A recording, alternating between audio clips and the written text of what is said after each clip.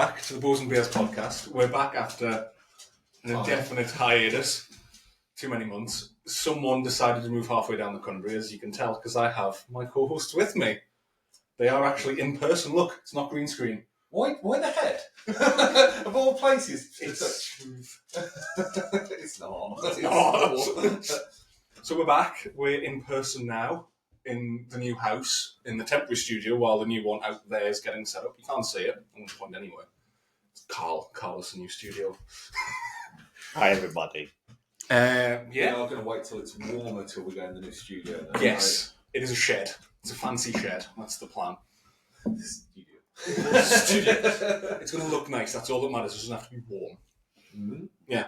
Until winter. Until winter. That'll be Studio B, and then we'll be in Studio A in the winter. Yes. Plenty of backdrops coming up. So, we're back. We have many lists of topics that our lovely producers have done for us. Sorry. Yeah, one of them spent all afternoon on this. Thanks, Jess. So, we will start with what have we been up to recently since the last episode? I think we're going to start with you on this one, because you have done a bit of a thing, haven't you? Yeah, I got married. I moved 3.5 hours away from where I was born. I'm glad you went so quickly over I got married. Yeah, I got married. Got married. Had your posse with you? Yes, had my best man and my groomsman. Had an amazing wedding with mostly archers. It was a lot of archers. Lots of deer. Lots of deer. It was at a deer park. Weren't allowed to shoot them. Couldn't take bows. No. Apparently. Thanks for the warning. Someone rocked up with his bow. We forgot to tell him we weren't doing the groomsmen pictures with bows anymore. Thanks. Sorry, I had plenty of space in the car. Did I just miss the whole groomsmen of pictures with bows? Because I didn't turn up with a bow either. Yeah, I didn't know I think about you it. Yeah, this was probably a Dillon idea when we were shooting at some point.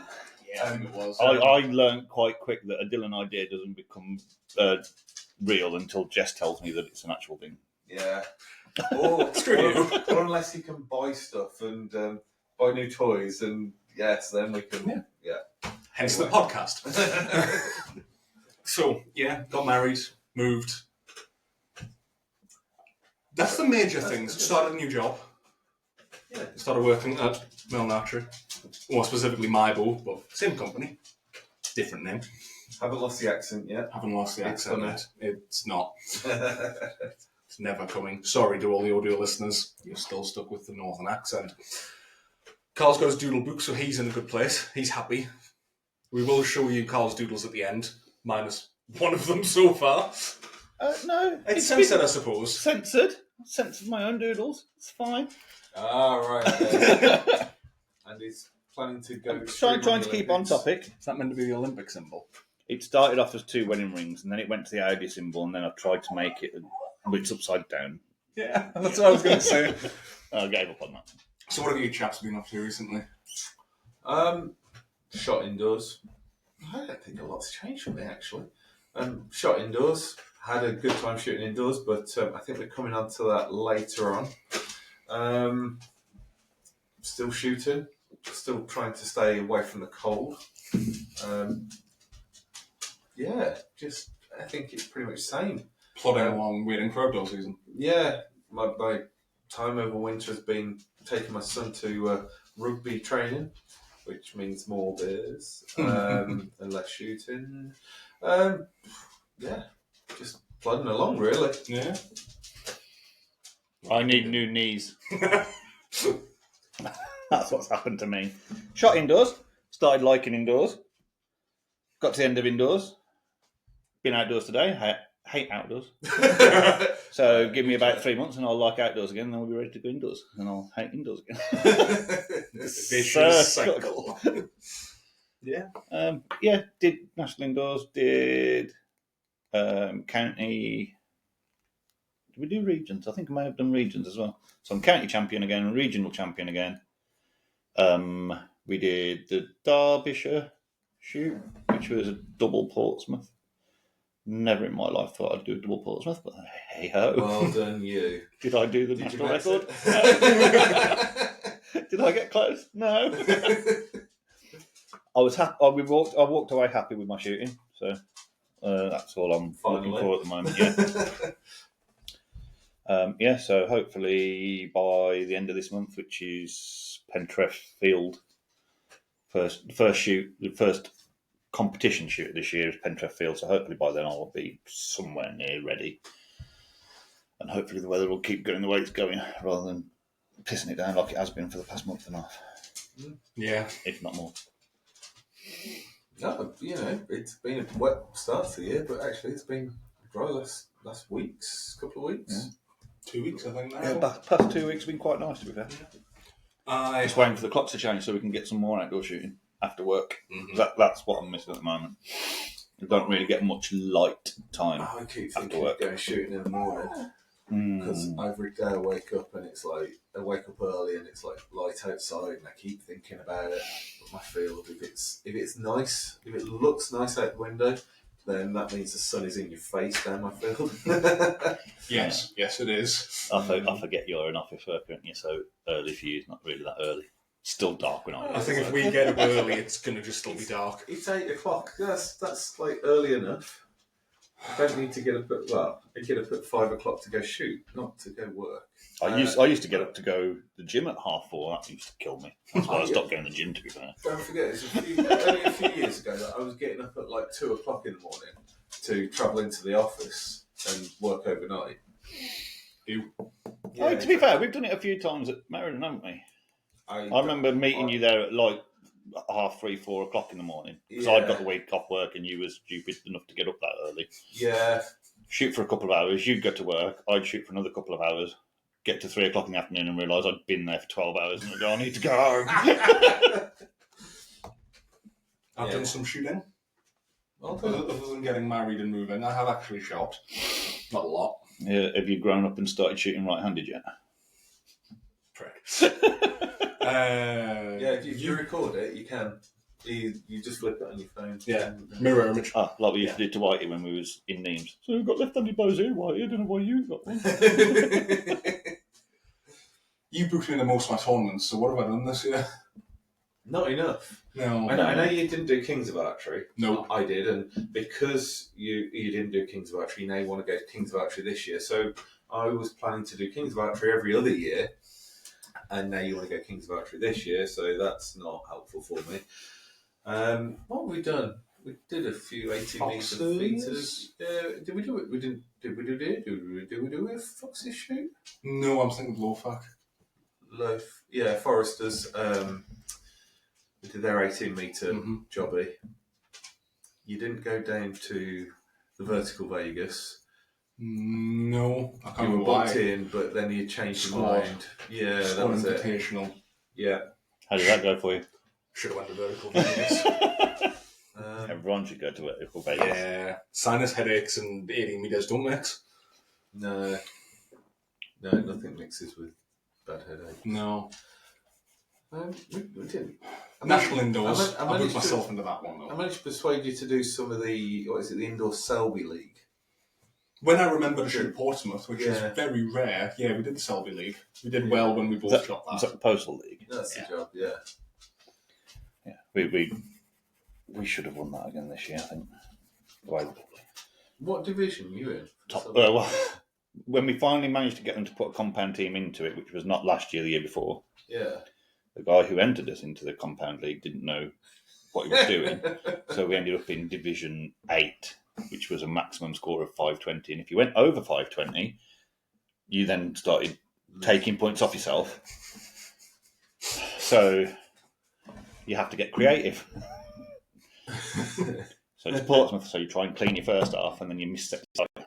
You start hitting sixes, or aiming at the middle. Oh, God. Now, however, we're in Division 1, and we should have won Division 1 for the second year in a row. Can't be the second year in a row unless you're in a different league. Because we won it last year. Well, we must be in a different league. Because I've got the plate at home. I'll send you a photo of it later with my middle finger. For Division 1? I'm pretty sure. Yeah. Oh, no, I'm going to have to... Sorry, people. I'm going to have to pull out my phone to see if I can find an email. Because I'm sure... I don't even know if you're in the same group as I don't recall seeing it. I feel like I'd have thought about that one if you're... I don't care about notifications. While Revo tries to figure his emails out, did National Indoors, worked the Merlin booth for the first time. That was fun. Saw a lot of people. Did a ton of coaching with British Wheelchair Archery. That was also fun. Looking forward to this year's startup season in October. Ran a Merlin booth up in Scotland for the Louds Archery Weekend, which was this weekend before the opening of our new Scottish shop. If you're in Scotland, go and check it out.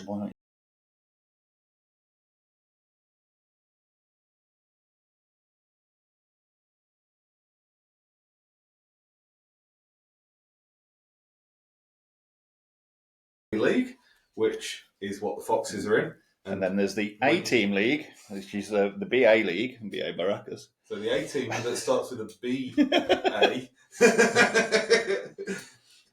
So our big score, because we're the top of our league, is 3-5-4-1. Chad?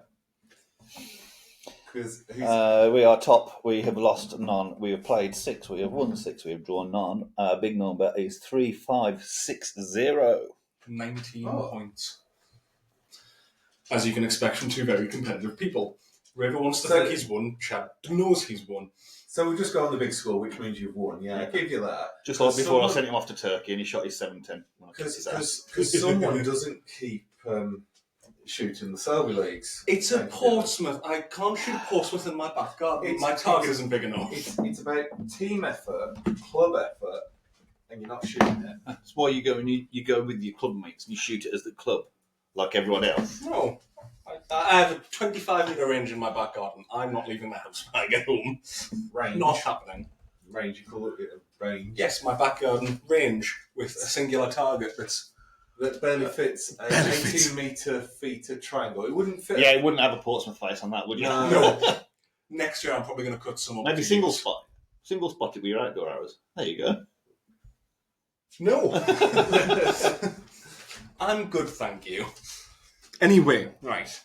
So we've got postal leagues, which I think is a good way of getting people to shoot over the window. Because let's be honest. Even though you don't do them. Even though I don't do them that much, I try to. A lot of people, once December's done, it's kind of the finish of the outdoor season for most people after National Indoors. Yeah, National Indoors used to be in March, and it used to keep the indoor season going. But yeah, finishing, and I get it, the calendar's full. Yeah. And you talk to Notty, the calendar is full. It's really hard to put the National Indoors in later. But if you're doing stuff like Nîmes and Vegas and whatever other internationals, you've got so much following on after the National Indoors that it's in the right place. But for Joe Blogg's Archer, it seems really early on in the season. Yeah, especially if you're not focusing on anything abroad, your national competition is before your regionals and your county for pretty much everyone. Yeah. Which is just backwards. Yeah. There should be a build-up to the nationals rather than backwards, but it is a good way of having competition still throughout the entire indoor season is to do your local postal leagues or your national ones. So if you're wanting to find out more information, we have some information that our lovely producer will put into the description. So let's go on to our next point, which is a recap of our national indoors. So for those that didn't come to see us, I helped run the Merlin booth this year, helped set it up, because working in manufacturing, we take a lot of our stuff there. So yeah, it's such a good weekend. Isn't it? It's really nice to see everyone. Obviously, we did our trade show pricing, so everyone got good deals, good early Christmas presents, or presents for Christmas for some people. Yeah. But it's really nice to see. It's nice to see the show out for our stuff being made solely in Britain. It's nice to see people coming to actually have a look. It's called the Cat Were There, which is obviously a local one to us. We like Stefan was. But I think there was 3D printed arm guard stand, did custom arm guards. You had TAC, you had Wales, you had True Ball Excel. PSA here this year, or was that last year? We had Ramrods. Ramrods. Don't think Win were there. Yeah, I can't remember I think PSA ever. were there last year because Chris Haran ran it. So did Sebastian. It was last year because he talked about yours. Yeah. Rewinding just a little bit there. True Ball Axel stand were there. Mm-hmm. And they came with suitcases full of T-shirts. Yeah. And within a couple of days, there was just half the hall wearing True Ball Axel T-shirts, which was phenomenal. Yeah. It was great to see. And I think that kind of apparel people love to just go around and wear. Good quality shooting shirts. Yeah. Yeah. Really was. I think we've all Very, got one. I very think we all smart. got different ones as well. Did we? I think so. I got the one that had both, so you got true ball and XL, because I shoot sights and the release aids. So I was like, I'll get one of both on. I Yeah. think I got the blue one. I can't remember which one that was. They have ones with both on. Yeah, so the Blue, grey, green, the red. black and grey had Yeah. both on. Then you had the blue Blue and a red one. and I a think red. Blue which was one for the other. Excel and red was true ball. So yeah. I've obviously forgot that bit, but it was good to see like a lot of the field just kind of uniform with those. I think Ben Joy's coming over for that. I mean, he travels probably the best part of 5,000 miles to be here. Yeah, And I think he likes seeing everyone in their apparel shooting their gear, coming to the store to see all the new bits and bobs. yeah. He, from what I've known of him for the very short time I've known him, he's been a very hands-on, very people person, considering how high up he is in that company. As vice president of the company, his dad owns it, so to be that hands-on still is rare, I think. He does like to get involved. He is a people person. Yeah. He loves to come and see people. Proper extrovert. And talk. But I mean, at that point, most of them do. Yeah. Okay, he goes more out of the way than some, but yeah, that trade stand does. It is a place to just go and have a chat with people. Yeah. I had the best weekend I've had in a few years. I was absolutely loving it. Yeah. I'd done a lot of work in the build-up to Kings of Archery. So I had a good shoot at Kings of Archery as well, if you want to go back that far. If I'd stayed clean, just kept those two in the 10, I would have been about 2/3 of the way up in the finals. A little bit good. Wow, Yeah. a little bit good. I say a little bit good. A little bit good, but yeah, I came away from that, switched to 23s, hated life for a couple of weeks while trying to get 23s to shoot properly. Really hated it and couldn't get it. And then it just kind of clicked. And on that day, like I say, I shot brilliantly. And I was shooting for England on the Friday and qualified top for the Friday. Okay, it wasn't top by the end of it because people like to shoot more points. But as England, we won. I won individually with England, won the team, won. I can't remember how many medals there were flying around for that, but it was a good night. Good one to watch as well if you're interested in those team rounds. And then Saturday, I had a nice line in the morning. I didn't need to be there early. I went home because I'm not stupid enough to stick around. What were the team rounds for the indoors? So there was a men's team, because you've got three guys. Well, there's the proper team. So so your men's team, women's team, compound recurve. Yeah. I don't think we did a mixed team for it, but I can't remember. How can I not remember? You'd think I'd remember that, wouldn't you? I don't recall shooting with a mixed team round. I wasn't there when Uma Chad. I really can't remember it. We all left at the same And time. if I did, and it's offending you, I'm really sorry that I can't remember it. I think we didn't do the mixed team, or they don't plan the mixed team because it would take so long into the evening, and because we're all coming back the following day, well, hopefully. And yeah, for the individual knockouts. So after the two qualifying sessions in the morning, but we all shot Friday night, didn't we? Yeah. Mm-hmm. So then the Saturday morning, I didn't come back. You were obviously there. Mm-hmm. And then went into the head-to-heads and had some great head-to-head matches. It just all clicked, and I got all the way through and managed to get into second place. I lost out on the final to a 150 match. Can't complain at that. It's the only person that will ever lose to a 150 match is Matthias when he shoots his 150s, but I certainly didn't do that. I think I might have managed a 148 or 147 on the final against the 150. So again, really happy with how I shot for that.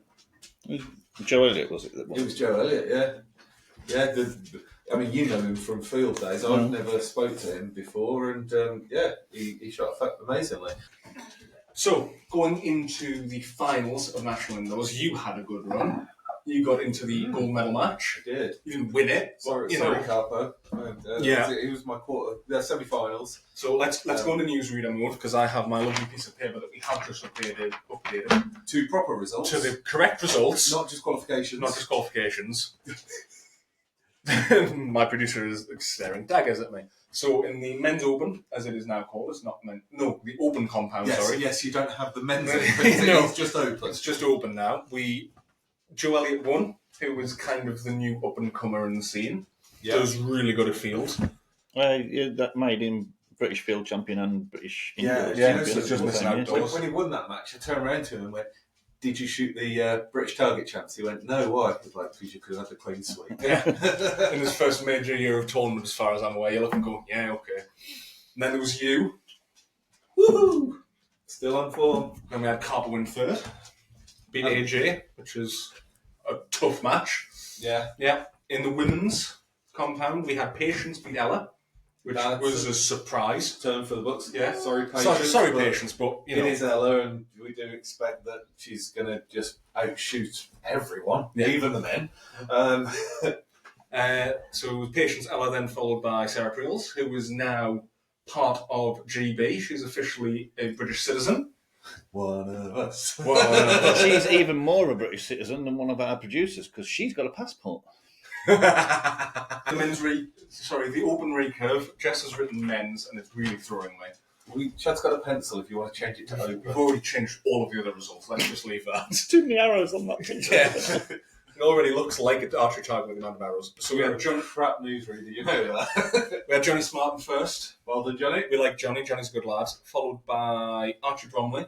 Then Alex Silato Price. Women's recurve was Penny, Johnny's better half. Sorry, Johnny, but you know.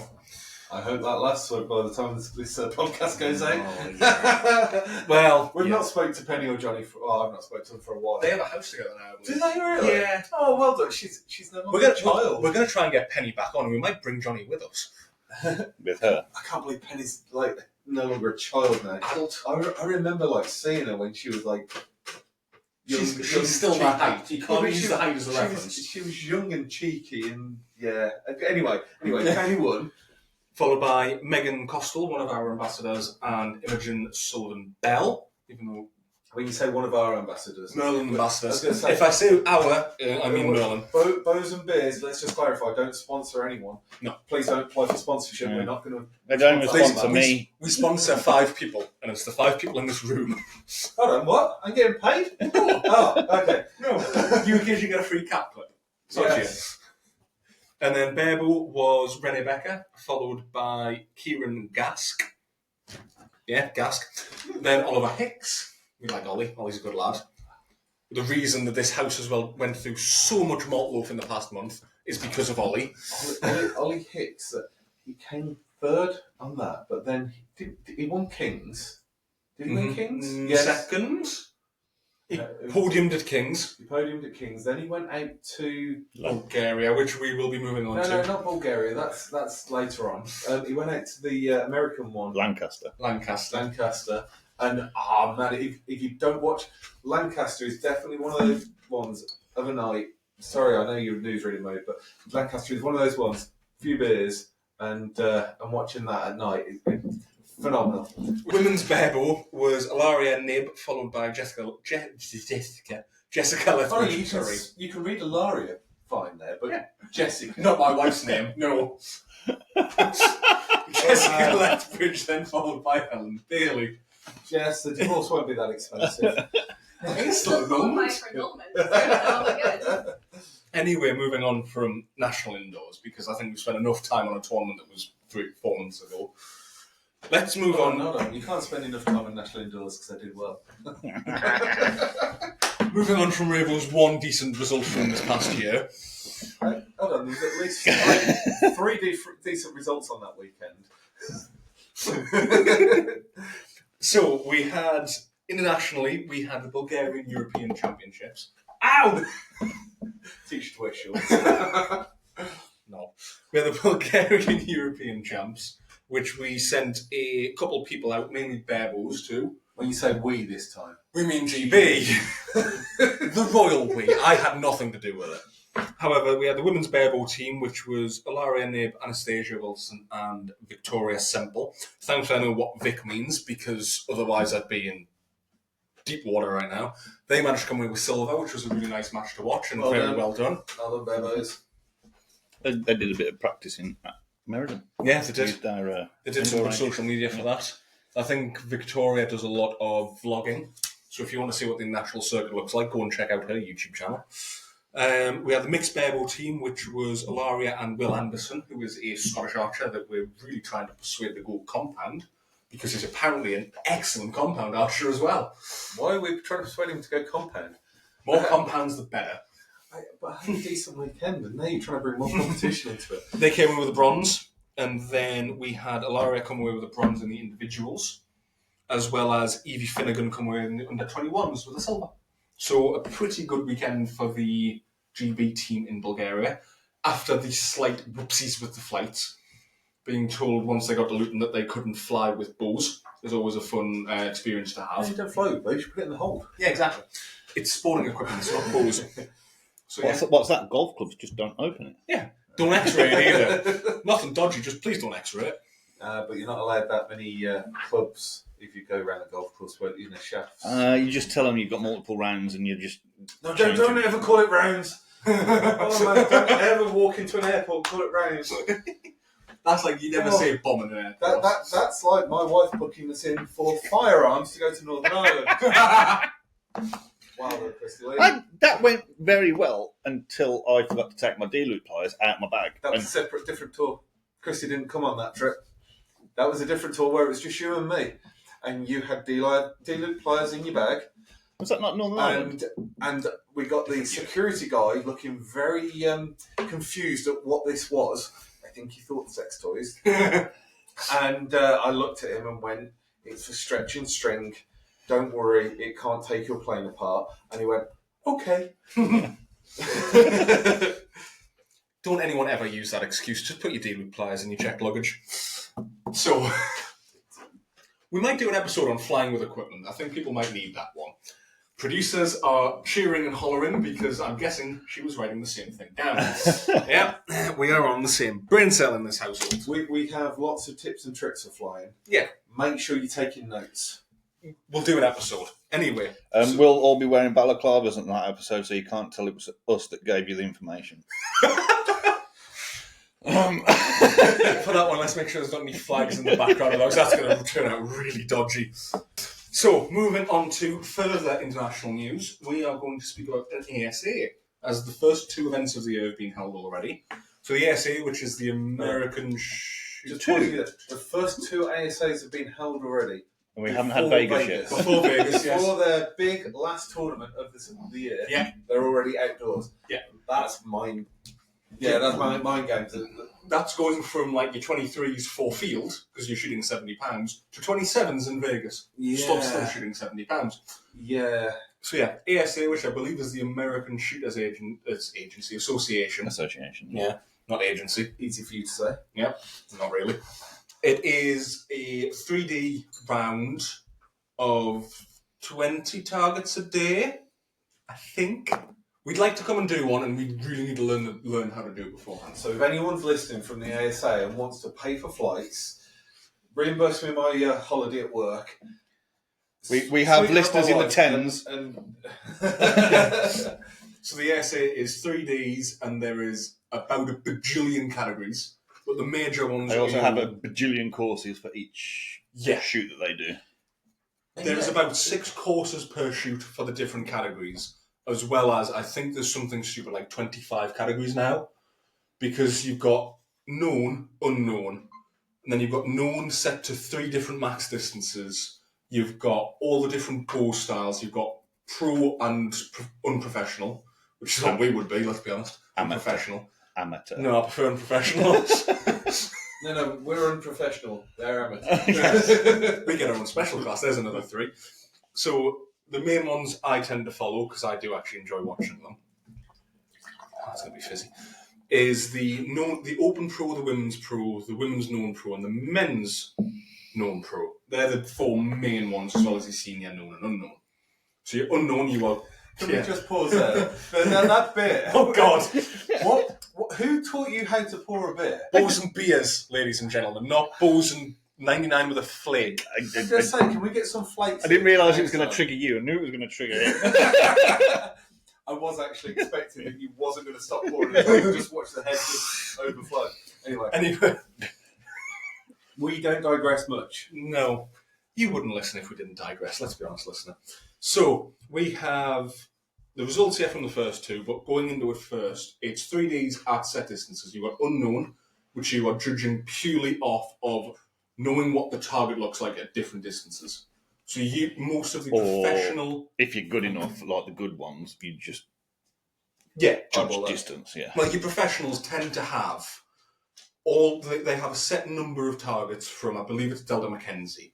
They have a list of the targets for the year, and the pros will go out and buy them and put them in their back garden, because they're in America. They've probably got about 90 acres for themselves. Yeah, you call it a back garden. Yeah. They call it land. Yes. So they will have every single proper target set out, random distances. They will be able to tell the difference, normally within half a yard, which is terrifying. Then you've got the non-insane category, which is the known, where you're allowed a rangefinder.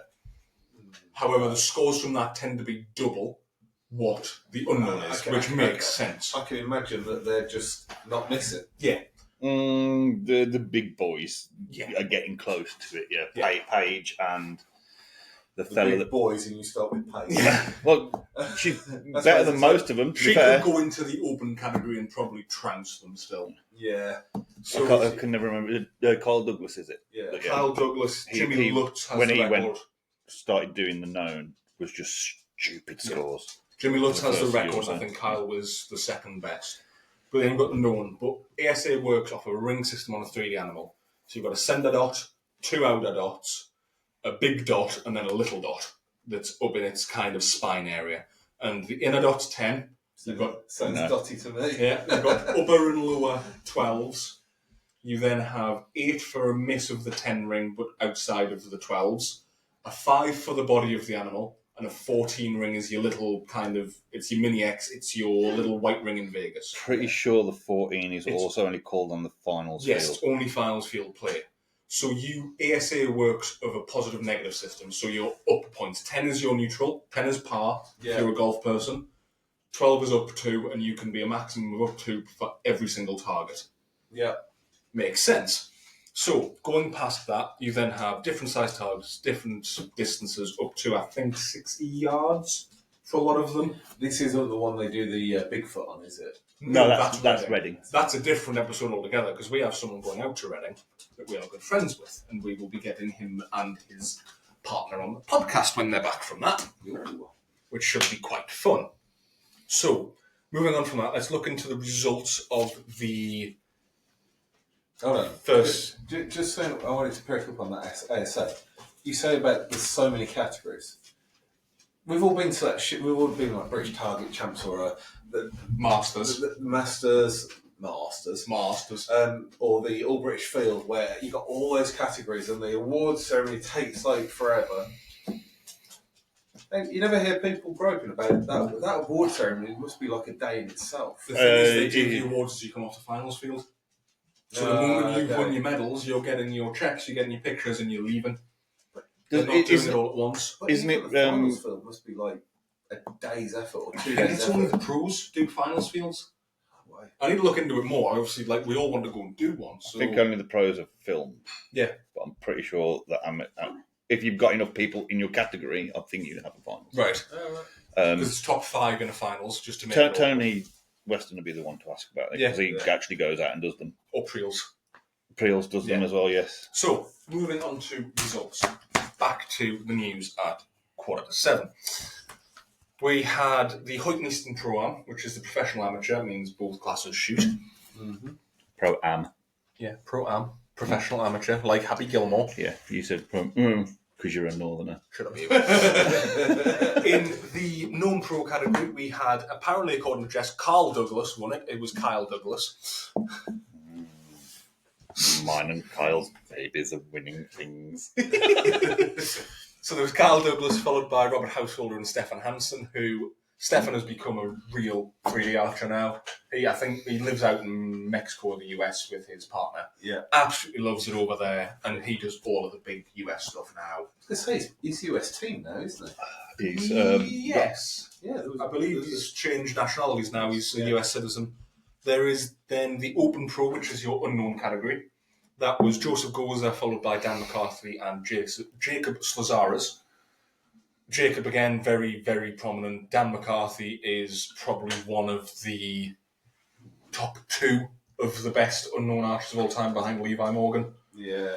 Then Joseph Goza is also normally up there. Women's Pro, Cara Kelly, followed by Lauren Corver. I don't think it was Corver from when I remember saying it, but I can't really read that.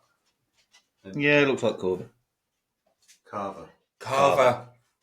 Thank you, producer. Then Emily McCarthy, who was Dan McCarthy's other half. How did I get that from your wife? I was thinking file. I thought we were looking for a hand file. I know, See, she was definitely carving the turkey there. I do like the fact that Paige is that well known that she doesn't need a last name. Yeah. Paige is just written as Paige has now here. become Madonna. Yeah. Paige. Or like Zendaya. There is no surname. It is just the first name, and it is known. My light died. Oh well. Going into women's known pro, it's Paige Pierce, followed by Madison Cox and Annabelle Moore. That was the major results from the initial ASA of the year, which I believe was February. So it's really, really early in the year to be outdoors. And really early in the year for us to be outdoors because it's bloody cold over here. And windy. Hoyt Eastern Pro-Am, I think, was about 4 degrees for the entire weekend. So it's still warmer cold. than it was here. Yeah, 100%. And probably a lot drier. Yeah. They would have probably actually had a ball of plasma somewhere in the sky. Yes. I know this one, the Shibuya Pro-Am that's just been moving on to, Priel's put on a story that was 6 degrees this morning on the finals. So we have Women's Known we have Shibuya Pro-Am, which was the one that has been just this weekend gone. Ah, that's why we haven't watched it. Yes. Yeah. There was Chris Perkins won the Known Pro, followed by Kyle Douglas and Lawson Veet, who I've never heard of. He must be one of the new up-and-comers or just had a really, really good weekend. This is it with Americans. You've got so many American shooters. They've got such a depth of field. Yeah, they get so lost in it, and it's like that guy could have won all kinds of stuff. Yeah, it's like we've never heard of him, but the depth of field that they've got, we're never going to hear of all of their good shooters anyway. You occasionally get someone through like that that's probably won national level stuff that you just has slipped through the field. That's it. We hear more about the target archers, the WA kind of stuff and the NFA. But actually, these people for America, they have a lot of people that don't want to shoot for their national team. Look at Bodie Turner. Yeah. If he didn't do NFA and just did field stuff, he'd probably be more unknown. I mean, obviously his dad's Joel Turner, so he's going to be known through that aspect probably for a long while. But he's known for his merits as well. But moving on to Open Pro was Brady Myers, followed by Glenn Bordwell, then Zach Hill, again another unknown in the terms of the podiums. Women's Pro was Cara Kelly, followed by Emily McCarthy again and Laura Carver. You can say the name. Yeah. Well done. She spelled it differently on the second one as well, which makes it much easier. There's no R, which is Corver. That's Carver, as in the champagne. Then found under the women's known was Gracelyn Fletcher, who is again another up-and-comer. Is that Gracelyn? No, that's a Gracelyn different Chambers. You're thinking of. That is our hopeful eventual guest. Then followed by Annabelle Moore and Paige. Again, Paige, if she's not on a podium at these, tends to be pretty damn close anyway. If she's not on a podium, she's sick. Yeah. I know Priel's came 4th this week and 5th the tournament before, so she's loving it. She absolutely adores it. Going into the next major tournament that's coming up is Vegas. And Vegas is a bit of a mythical tournament to a lot of people. They hear a lot, they see a lot, but they never go. You're molten, mate. I know. Oh, this curly one. Oh. My beard's curly. Okay. Don't you worry. Yeah. Those shorts are short. Yeah. Moving into Vegas, again, kind of mythical. A lot of people hear about it. It's one of the most spoken about shoots. It's one of the biggest shoots in the world. I've been to Vegas. You've been to Vegas. Carl's been to Vegas. He got married in Vegas. I haven't been. That's because you're not old enough yet. But anyway, since both of you have been to Vegas, you can talk about the format. Format, yes, but it has changed in the past. So last year was the first year of the new format. Yeah, the multi-hall format. Multi-casino format. Yeah. So even before the South Point, The Riviera. it was all at the Riviera. Yes, it Then was all in the Riviera. I mean, it's the same format. Is in spread out because of the amount it's grown. Yeah, format was the wrong word. I think the format is the location layout and stuff. Yeah, the format is 90 arrows over 3 days. 3 days of 30 arrows. Can be any time from 7 in the morning. Yeah, till kick off at 7, and then the last one's at like 5:30 or something stupid. Later than that, mate. I think the last one finishes at something like somewhere between. It's either 8 or 10 in the evening, I think. Yeah, that'll help with your jet lag. Really late one. But yeah, you can play it to your jet lag, I guess, and you can start. I mean, it's Vegas. You don't really notice the light outside, do you? Everything's dark. There's so many lights inside that it could be any time. So yeah, it's Vegas face, special face. Triangle face, Triangle face. which is what they're now Triangle using face, for moving into heads for WA, aren't they? For Yes. using the triangle face because it's one camera rather than having to move the camera up and down for the face. But there's also the difference of it has recurve and compound tens on because they score. You still score the Yes. recurve 10 as a Exactly. compound because it's 10s and X's, Yes. not just 10s. So yeah, 90 arrows, 900 makes the shoot off for the blokes. Normally somewhere between 10 and 20 people get a 900. Yeah. Then ranked on X's from top to bottom. Nice, big, extravagant show of all the people coming out. You've got the cheerleaders, You got the shaking lucky- their pom-poms. The lucky dog. Lucky dog. Do they have cheerleaders at Vegas? I know they have them at Nemes. No, they've got them at Vegas because Jacob Marlowe got caught staring at one year and got some hot water. Understandable. Yeah. Understandable. So yeah, you've got the Lucky Dog, which is your 8.99 shooter that has another chance to get to the finals. Yes, it's a bunch of closest to the middle shoot-offs against all the other 8.99 Yes. shooters, I believe. But you've got to either win it or you go back to last place. Isn't Yes. Hagley the only one that's won it still? No. Has there been another one? Perkins, the year that Bobby Isla got disqualified for drugs.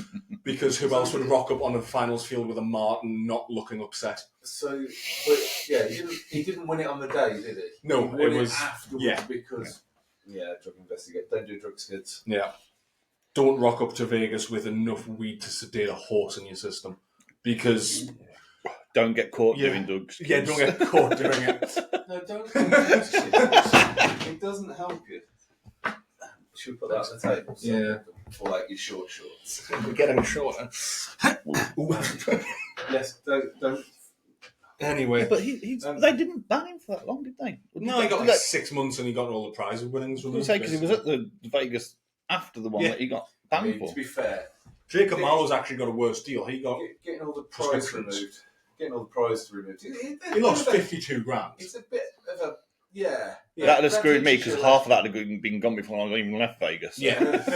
Well, I think it was screwed him because so I think he's still owed people for all the drugs that he had. Yeah. But yeah, Jacob Marlowe got a worse deal last year because he got, I believe it was tainted prescription drugs. Oh yeah. So he was banned for 2 years for that. And it's just like, come on. But anyway, let's move on to predictions. Oh, hold on, you missed out one. There is also the $10,000 a day for Yes. the. That's been the past 2 or 3 years, hasn't it? That's Yeah. a relatively Yeah. new thing as 10k well. a day. And that's it's only for the 300 shooters on the pro. But it's only for that day. So if you shoot at 299 the first day, you can't do the 10 grand shoot up. But if you shoot at 300 the second day, you can still do that 10 grand shoot. Yes. And It's on the day. and it actually mixes up quite a lot of who gets that 10k. I know there's I don't think anyone's been Clearly. able to go through and do 10k, and then win the big thing. Yeah. So Come with that would 30k be- before the finals. Yeah. that would be phenomenal. But Yeah. yeah, So yeah, let's move into our predictions. So we've got the major classes, which is the Open and the Freestyle Open Championships and Women's Championship compound. I mean my prediction. I'm going to throw it out there. I'm going to support the home brand, and I'm going to go AJ. Yeah. He's, something. He's been shooting phenomenally. He's taken another British record, I believe, indoors British record. he took his own British indoors record, didn't he? He No, he took it off Whitey first. and then he took it off himself And again. then took it off himself. So I think it only leaves clean, doesn't it? It's at $5.99, so you've got to shoot it clean to win it. Who do you reckon, Carl? I'm going Bodie. It's been a while since he won the Vegas, so I think it's Bodie. It's always up there, isn't it? Yeah, I'm going to go Matthias. Yeah. He's also shooting out of his skin. Choice. If they can all perform the way they have performed the past few months, it could be all three of them in the finals. Yeah, it's one of those. It's not just perform; it's also the get your head in the right place, isn't it? Yeah. It's such a head thing. It's the pucker factor in the qualification as well. They're not go, I've got 110 left to shoot 900 and go 8. Yeah, that's which is what I would do. You can shoot 300s in your back garden, you can shoot 900 in your back garden, and you're so chilled and relaxed. Okay, you might still think about that last shot. I certainly fell into that space a few years back of thinking too much about the last shot. On any shoot, I could be on, I don't know, a 650 on a 50 metre round, and I'd still be thinking about that last shot. It does get into your head so much, and if you let it, and I can only imagine how much it gets into your head at somewhere like Vegas. I've only ever shot the flights at Vegas. Yeah, you sandbagged it the one year, didn't you? Oh, yeah. 10 on the wrong target. Get you in the nice 8th flight. $850, thank you, sir. You have to do that in your first round, though. Yeah. Don't do it in your last round, because that screws you right over. But even that, with the amount of people that enter the flights, it's a different kettle of fish. So I was shooting 300s regularly going into the first 2 years I did Vegas. Yeah. And I think I've only done it maybe 1 or 2 300s actually at Vegas. When we the exit count is very, very low. When we did the Vegas for your wedding, because I've only been in Vegas twice, once at the South Point, once at the Riviera. But at the South Point, it was back-to-back targets. So at the time, I had this thing of in between ends, walking away from the shooting line and not looking at the targets and just trying to calm my head down.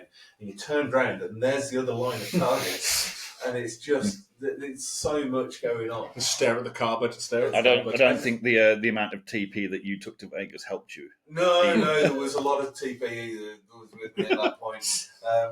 Did it have its own check luggage? Yeah. Pretty much. And passport and everything. And a moustache. Been there a while then. But it is. It's a big shoot. Okay, the pros. If you're shooting pros, apart from it costing you like $500, is it now? Yeah. If not more, but you only get the one line on the pros, I think. Still. Yeah, because it's in the arena, and you will have people watching. Oh god, yeah. But even the flights, you've got the flights, and it's just a time of day flights. There's so many different flights going through the day, and you've still got a good crowd at the back just wanting to come and watch and perhaps they're coming to see a specific person or something, but they're just coming to watch archery as well. And oh man, it's just you've got to be strong and ready for it. Yeah.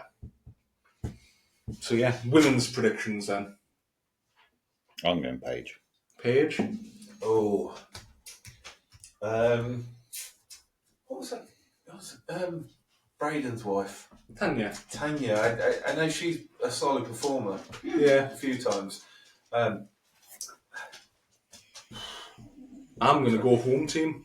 Ella? I think Ella might get it this year. First time. It was a toss-up between Paige and Ella's always going to be there, I think. Yeah. She is, so watching her again and again, she is a solid performer. She shoots so well. And watching how she learns the bow and learns what she's doing, and she knows which day of the week it is by how she's shooting, and she'll make those tiny little adjustments for any day of the week. She is that X person, isn't she? She wants those X's all the time. I don't think it's a can she do it. It's when. It's a when, and what's the first looking like today? Yeah. She wants these big competitions so much. So move on from Vegas. Move into our final segment of the day, which will be, as we chatted on the group chat earlier, biggest pre-season struggle and how do we overcome them. Okay, so this probably counts for both end of outdoor season going into indoor season, end of indoor season going into outdoor season. Yeah. For me, it's I spend that much time through the year doing outdoors. Now it's mainly field, but with your target and your field and your outdoors and you're enjoying it, and you get to the end of the year, you start losing the light. You can't go and practice as much. It's like, I've got to go indoors. I'm only doing 18 metres. There's only 2 rounds I can do. This is going to be crap. You've got to then fight through that to then go, right, no, okay, I'm going to put the effort in. Because if I don't, I've done it before where it's like, no, I'm not doing indoors. I hate indoors. No, I hate indoors. And then you get to next year and go, yeah, I'm outdoors. And you've forgotten how to shoot. Yeah. Forgotten how to compete. And it's going to take you 3-4 months and you've lost half your season. Yeah. I used to love it when we were shooting together at Meriden. And through the indoor season, we shot outdoors, and through the outdoor season... Well, back then, even if we shot indoors, we were shooting indoors, outdoors. Yeah, well, that's it. We was outside anyway. It kept all floodlit. But whether you shoot 50 metres or 18 metres, it was outside in the elements. The only thing you weren't doing was getting wet. Yeah. But until you were collecting your arrows. But yeah, we quite often, we have multiple bows. So we just go, should we shoot 50 metres tonight? And just drill a hole at 50 metres. And it was so good to keep you prepared for the outdoor season. So it's a little bit. So I still have the multiple bows. I don't take my indoor bow and take it to an outdoor. It stays as an indoor bow. It'll have new strings on every year. Yeah. But that's my indoor setup. It has more weights on the rods because I haven't got to fight against wind. Slightly longer draw length because it doesn't matter. I can just sit at that longer draw length and wait for it to pop because I'm not fighting elements. Whereas my now shooting partner only has one bow. So we have to change her bow from outdoors to indoors. Indoors to outdoors. But it's your bow. It's. I'm picky. Yeah. I have 2 bows on the go.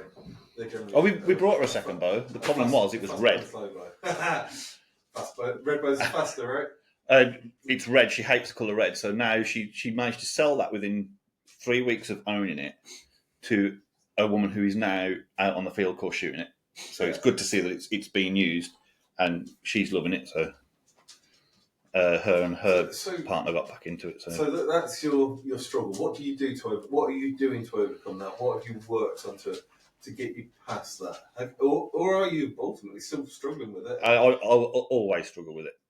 It just becomes less time-consuming struggle. It'll take a couple of weeks, whereas a couple of years ago it would have took a couple of months. Yeah. And whereas when I first started shooting and I only had one bow, it would always be end of indoor season, go to Eaton Manor, move bow to outdoor setup, spend a whole weekend shooting a stupid amount of arrows at 50 metres, even at 70 metres, just to change it up a bit.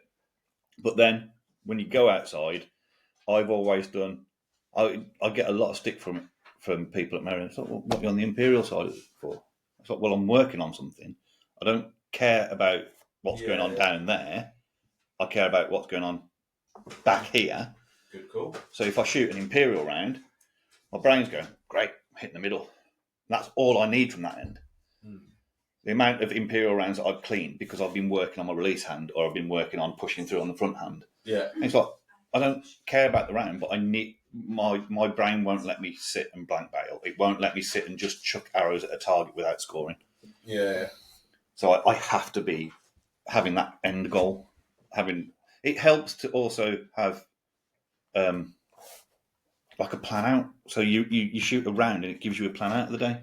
So I'm gonna shoot, even if it's like a Hereford, a long round that takes you most of the day. It's like, it sounds like you need a bit more organisation. A long-term plan, short-term plan, day plans, and shooting rounds helps me organise my brain to shut my brain off. Do you find that's? I mean, is it more of a indoors going to outdoors or an outdoors going to indoors that the kind of is more of a struggle? I think going outdoors to indoors is more than a struggle because you go into 18 metres. We're losing the light. We're British. We're losing the light. It's and cold. It gets everyone. 18 metres. It's that stupid small dot. I wonder if it's like, I mean, to Whereas me, when you go outdoors, you've got that many rounds. It's like, well, I'm a bit disillusioned with 50 metres at the moment. I'll go and shoot at 720 at 70 metres. I mean, if I really want to be sadistic, I'll go and shoot at 720 at 90 metres. see, my head on that just says it's circles and circles. It is that, but I've got to retrain my brain into that. Yeah. Well, but the big difference between indoors and outdoors is I shoot a dot indoors and a fibre outdoors. Right. Okay. So it's getting back into the use of. I don't look at the fibre, I look at the target. Whereas when I'm shooting a dot, you can't really look at the target because the dot's in the way. So you've got to look at the dot to circle it up. So it's almost two different. I need to probably shoot fibre indoors. Or a dot outdoors. Yeah, but a lot of the places that you go and shoot indoors haven't got good enough lighting for your fibre to show up. So I end up shooting with a post. So I may as well just put a dot on. Yeah. Yeah. So, I mean, it's first world problem as well. Yeah. What's your biggest pre-season struggle, Rego? dragging my ass out to go and shoot is one of them. I got two for this. One, dragging my ass out to shoot, and yeah, I don't have the luxury of Meriden anymore, where I can go and shoot any time of day. So I'm generally shooting at the time when my kids are awake, so that holds me back. Winter is a bit more of a hibernation for me, so it's I've got set times I can go and shoot. But over winter, like leading up to Kings of Archery, I wanted to do well at Kings of Archery. I wanted to do well at National Indoors. So I was doing mainly blank bailing at 5 metres in my garden. And if you follow me on social media, then you'll see I put videos up of my shed in the garden and just shooting a couple of metres because I feel so much happier that I've rolled through the shot a few times. The cat came out. So Tormund went, oh God, and ran away again. So it was, as we come to outdoors, I'll be shooting more, and I like going out in the sun, and I can get up early in the morning before anyone else is awake, or I can be shooting late at night while the kids are asleep and stuff. Oh, so we're awake. We're just going to work. You're awake, but the half the world is still asleep. If at this time of year, when you're starting to get the lighter nights, if I can get home, get changed, get straight back in the car and go to the club, I will shoot. If I get home, have a shower, get changed, and I sit down on the couch, there's a good chance I'm not moving. Oh, you see, I get it slightly different. That I try and go straight from work. I don't have kids. Because if I get home, well, I want to see what the kids' day is like. I want to talk to the kids. And although my son shoots, he doesn't want to shoot as much as I want to shoot. So, yeah. That becomes a real struggle. And do you actually get any information out of your kids? Is it not didn't do nothing? No, they're not teenagers yet. I'm expecting it. It's due soon. My other problem is I mainly change my strings at the beginning of the year. And I like to spend time on strings and do things slowly so that I can get them exactly how I want them. And I don't have that time anymore to be able to go and spend on that. Are you one of these people that likes to change a cable, shoot the cable in, and then change another cable? Hell no. You change the whole set? That would be, what is that bridge? That they paint at one end and then by the time they get San to the other Francisco end, Bridge. I would have to keep changing one cable every month or every 3 months. I'd be never stopping. Oh man, no, that would drive me crazy. People really do that? Yeah. I would much rather go a whole lot, balls deep. Yeah. I'm in there. Let's change it over. Knowing him, it's change everything over, make sure it all measures right, stick it on a draw board at full draw overnight, job done. No, I'd rather stretch your cables around your posts. I shoot rainbow strings, as you do. Mm. I've put some new strings on the other day, and they were absolutely dead set straight in. I put one twist in a cable, and that was it. That absolutely bob on. So that side of it, yeah, no problem. But it's like peep sights and knocking points, and just playing around those little bits, trying to get everything just to fit comfortably. And I've done it where, like I said, I don't shoot as much now, and I've done it going into the season. and realising that a month later on that my peep sight is a little bit too low or a little bit too high, and I'm not getting the right face position, so I'm not getting the consistency, and I just don't shoot enough to spot it all straight away. Yeah, whereas 2 years ago you'd have shot a couple of arrows and gone, oh, hang on. Well, no, This a few isn't years right. ago, I was shooting 150 arrows easily a day. Yeah, but you'd have been able to shoot something and go, that doesn't feel right because that. Whereas I think you're in the same position as me, where I now go, that doesn't feel right. But I can't put my finger on why it don't feel right. Yeah. It'll take me a couple of sessions to go, crap, it's that. Half the times it's that I don't have a bow press down the field as well. So I'll go, right, I need to do this, and I'll write it in a book, or write it on a piece of paper, or I'll text the wife with saying this. I need to do this when I get home. And I get home and I'll have dinner, I'll have a beer, and I'll sit down, and 2 days later go, I need to do that. Anyway, Dillon, biggest pre-season. Same as yours, getting out of the house and going to shoot. So we both got wood burners as well, so Yeah. it's so nice to be at home, still up, isn't it? I mean, I leave for work at 6:30 in the morning. I get back somewhere between 4:45 and 5.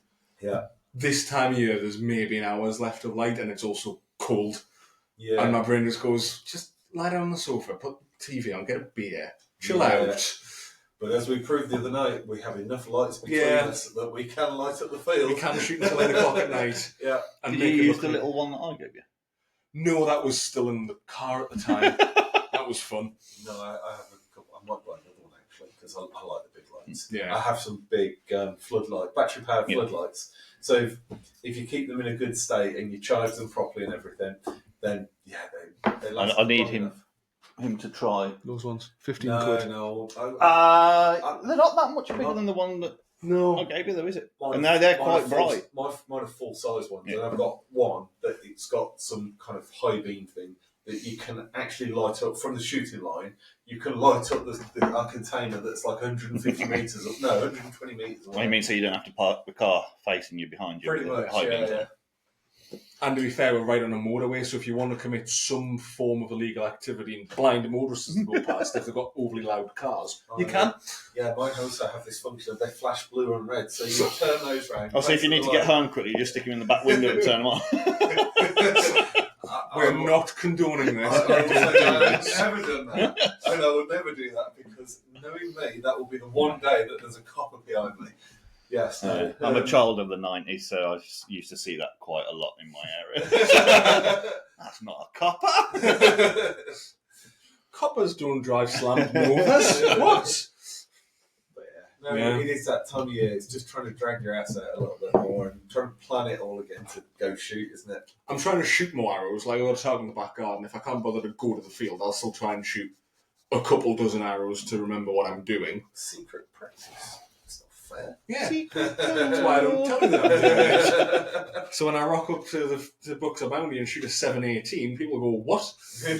I'm not saying I'm going to do that. Please don't quote me on that. Well, when he does, please make sure we've got all the drugs testers there. Oh, yeah. I'm a good boy. I don't do drugs, just a lot of alcohol. Oh, I believe you, but if you're shooting a 718, I still want to see the drug test. I think that's it for this episode. Yeah. Unless you have anything else to say, I as it think went so. deadly silent there. But we'll turn around and then say I've been Adam Ravenscroft, and you can follow me on Facebook and Instagram. Do you want to tell them what the names are? No, you'll Because you have a new Instagram. No, it's more fun if they'd find it organically. I do have a new Instagram, and people have started finding it, and it's is it something like Ravo_Archery. Oh, Ravo_Archery. There you go. Find me at Did you set it up for Ravo_Archery. No, he just follows it. He's a good boy. I'm sure I follow it as well because I thought it was a hacker.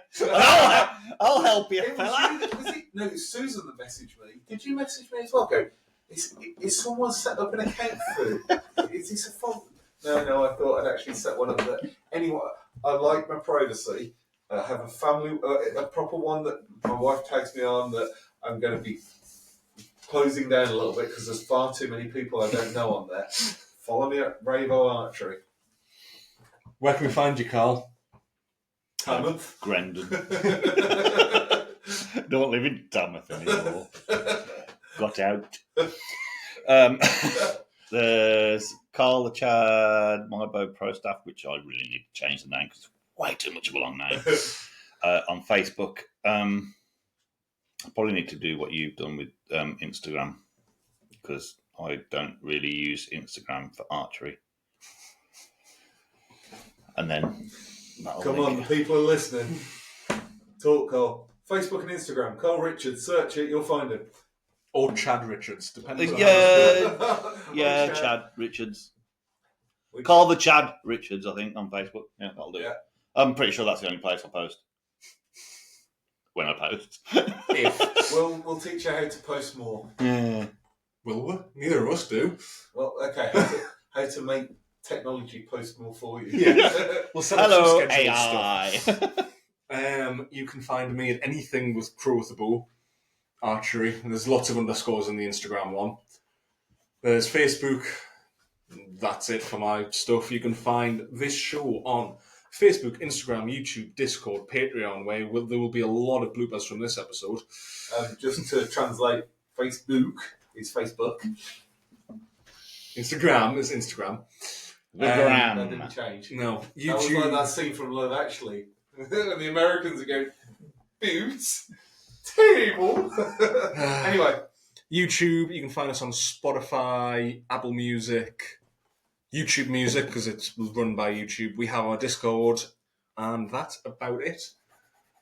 Cool. Yeah. Thank you very much for listening. Our Patreon will have Chad's drawings in full HD. They will be a weekly special. And I self-censored. That's a one. His own pictures this time, so they will be uncensored for the first time ever. Thank you. We'll see you all next time.